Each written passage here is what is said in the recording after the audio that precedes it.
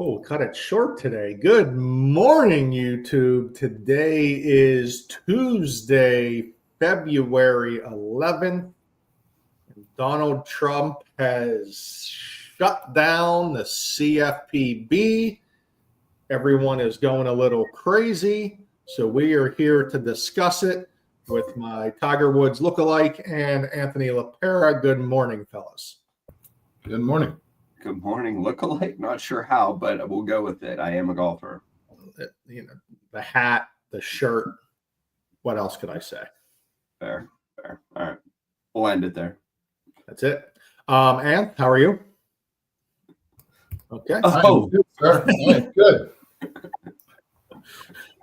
Rock and roll. He's a magician this morning. Yeah, guys. So it was only going to be a matter of time until more and more news came our way about the CFPB. Pretty much from what I can read, I don't know, you guys tell me, it's pretty fluid, is pretty much effectively shut down at this point. No one is going through any current regulations, any new regulations. Employees have been told to not contact anyone. So at this point, the agency that was created by an executive order is pretty much now being shut down by a new president. But in between this, there have been laws put in place. So, of course, not all laws are going away, but the CFPB, they do regulate a lot. Do they over-regulate? Are they good? Are they bad? Let's get into it. I like it. Tommy, what are your thoughts? To be honest with you, Ryan, I've been in this industry close to 10 years now, 9, and CFPB's always been a part of it. To be completely honest with you, I've never luckily run into one of them. I try to follow all the rules and don't get into trouble, but I need something cleared up for myself. Is CFPB a person? Is it a building? Are there people in a building? Is it an agency he's taking down the sign off of, like the other one, like USAID? I need a little bit of those answers that I'm green. That's a very, very valid point, Tom. So the CFPB is the Consumer Finance Protection Bureau. I don't know, and maybe you can tell me it's an exact, I don't know if it's a quasi-government agency. I don't know if it's an exact government agency. All I know is whenever it was created, it pretty much has unrolling power, which means no one oversees this agency, which in Donald Trump's terms is not great. Yeah, I mean it's definitely its own division for sure. I mean I have always thought of them as the enforcer. You know, we have Truth in Lending, we have RESPA, we have all the other laws that we have to follow to help the consumer and lend money the proper way. And they were pretty much the enforcer, and they were fully funded by fines. Yeah. Now let's get this set. CFPB receives no government funding. They got their funding through the fining of people. Now, that's where we're getting into. Is regulation good? Were they over-regulating? All I can tell you is on the one side, for business purposes, when the CFPB came in and they added the new laws through the mortgage world, mortgage companies had to add employees. Technology companies in the mortgage world had to change all their processes, which was expensive. And things across the board got more expensive for mortgage companies, which in turn makes mortgages more expensive for buyers. So there is a theory, if you get rid of some regulation, that there could be some costs to come down. We'll see. That would be the plus side of this. The other side of this is now as Anthony would say, the enforcer is gone. And now if the enforcer's not there, that's just not good for fraud. There's going to be people out there trying to take advantage of the consumer, and no one on this screen wants to see that. So over-regulation is bad. No regulation is bad. Trying to find that happy medium is where we stand right now. But that's what I fear most is, this goes away And, you know, it might be better for us as mortgage professionals doing our job. It might make our job a little bit easier, not having to, you know, follow every single regulation. But I ultimately worry about the end user and the consumer, the person buying the house or getting the financing.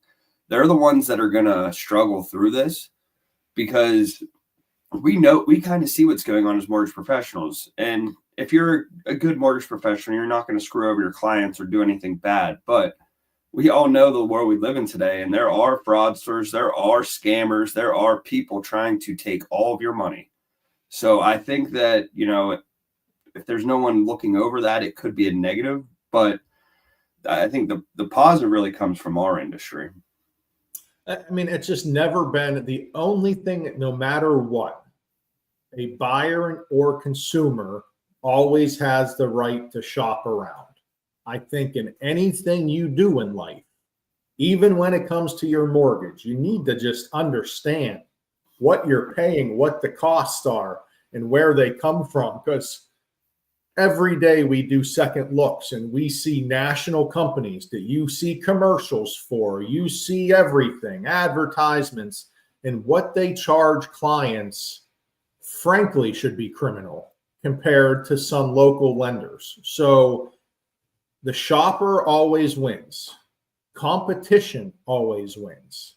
Just make sure you're out there doing your due diligence, or else, I mean, we know there's scammers everywhere in the world. There are people that are trying to take advantage of you, and we don't want you to be one of those. Yeah, I think it could be very easy, you know, for somebody to do that now with nobody looking over their shoulder. And they know no one's looking over their shoulder. So they're probably figuring out some crazy plan right now as well. And at least for the short term, right, Ant? Like if you're a scammer and you're hearing, hey, the CFPB is not doing anything right now, you're going in this short term going to try to be like, oh, if I couldn't do this before, I'm going to try to do it now. Yeah, I mean, if you're a consumer and you're looking to buy a home or get a mortgage, I mean, make sure you're working with a reputable team. I mean, like Ryan said, we do second looks all the time. And some of these second looks we see, we're just in shock at some of the stuff that goes on with national lenders. I mean, those national lenders that were actually in trouble currently, I mean, they're probably wiping their forehead like, whew, that was close, you know? But yeah, just make sure you're working with a reputable team. Any one of us on this screen here definitely is going to take care of you. That's it. And for real estate agents, again, we've gotten a lot of calls. What does this mean? No one knows anything yet. This is so new. I mean, lawyers haven't even had a chance to review what this means. So at this point, you know, West Penn Financial is holding status quo until we hear more. But again, this new president is shaking up the entire world pretty much. It's going to come to the mortgage world at some point, whether it's inflation, whether it's points and interest rates, and now it's just a regulatory board that kind of oversees our industry is head of the news. So as it comes, we'll fill you in, give us our take, and go from there. But as of right now, the big bad enforcer is on the sideline. Yep, he got benched and he is out of the game. I personally think he might have double tore his ACL and might be out forever, but I'm not sure.